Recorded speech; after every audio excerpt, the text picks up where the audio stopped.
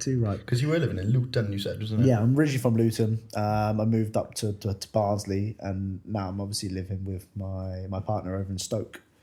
So Stoke's about an hour and a half from here, sort of that direction. Yeah. But I come over every Friday pretty much because I still have my weekly haircut booked in. That I come over an hour and a half, travel for a haircut. It's fucking Worth nuts. it. Yeah, well worth it. Well worth it. So what was that like moving to Rotherham? Because I remember the video you did with Jack, you know, the revealing my new roommate, that video, and I was just thinking, I was like, obviously I didn't understand the gravity of the situation of you moving here to pursue your goals, and I watched it, I was thinking, this guy's moving, like, I don't know how far Luton to Rotherham is, but I'm assuming it's like 3 or 4 hours. Luton's just outside London, so... Yeah, that North London. 3-4 hours, is it? I was like, you moved here 3-4 hours for a gym. It's the same with Jack, because we're obviously from the same place as Jack, and we know how far this is.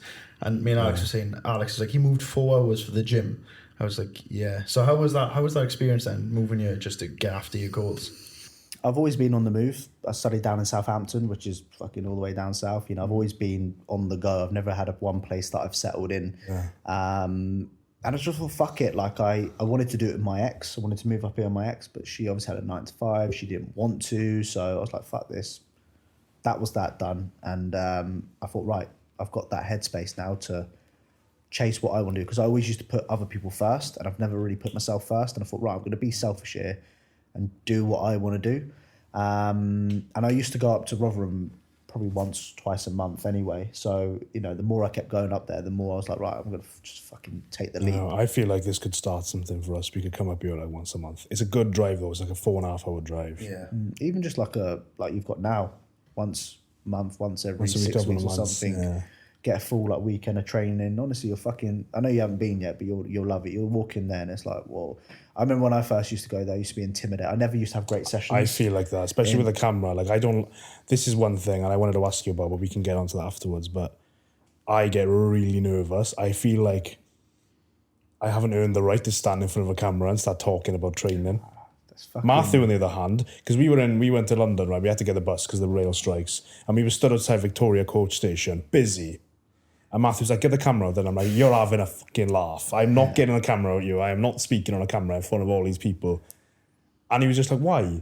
I don't feel like I've earned that. I don't feel worthy of doing that. I feel like I'll do it in private maybe. I don't want to get in anyone's way. I don't know. I feel like that's a really bad attitude to have when you think about content creation. Yeah, I think on that note, like, I was, on my recent video, I just walked through Meadowhall just fucking talking to a camera. People look at you like, oh my God. There was a grand giving you evil. So yeah. they're eating your cream of rice. You'll be quite surprised when I go back through the edit how many people like stare that you don't realise when you're recording. But at the end of the day, the way I see it is that people look at you like funny when you're doing that, but then they'll go home and watch a YouTube video and I'm thinking, you're just seeing the behind the scenes, what goes into it. It's like a TV show. You don't see what goes on. That's in the thing, so you EastEnders. very rarely see you see people actually making the content. It's probably just, oh, that guy's recording with a camera. That's unusual. Yeah. Maybe they're not thinking, oh, I don't know what this guy's doing. Yeah, it's like I they've don't know. never I seen just it before. Yeah, I just get anxious about stuff. I got really anxious about stuff. I used to be like that. And there are some moments where if I see something in front of me or I'll stop recording for whatever reason.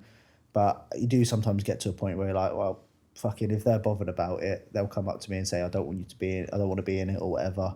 But most people are totally fine. I've come to that. It's mainly you that's overthinking. It's in my head. Yeah, that's what I was trying to say to Alex. Yeah. Like no one cares that we've got a camera. But at the end of the day, though, it's like why would you let someone else's opinion of you, who you don't even know, disturb your goals and your objectives? Like, because obviously you wanted to grow your YouTube channel, and you have, and we want to do the same.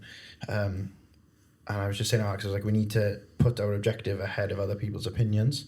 And I think it's easier said than done, though, isn't it? Because you still get that anxiety. Well, I do anyway. That's just the way I am. Well, we're going to be in Ultraflex later, and I think you're going to have to.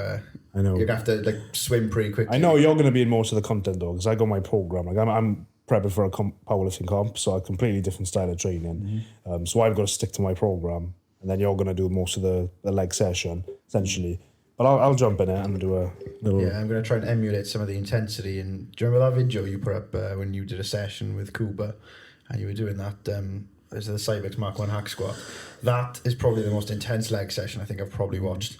Yeah. Oh, yeah, with Cooper's... Oh, I was like screaming. Like, I've never screamed like that in my life. There's also one with Cooper and Oscar. I don't know if you've ever seen Oscar that. Young. Yeah, where I was on the Jim Lecco press and had Oscar whisper in my ear, slapping my face, and I had Kuba like fucking, yeah, it was one of. I saw one. Was it you? Jack Thorburn was like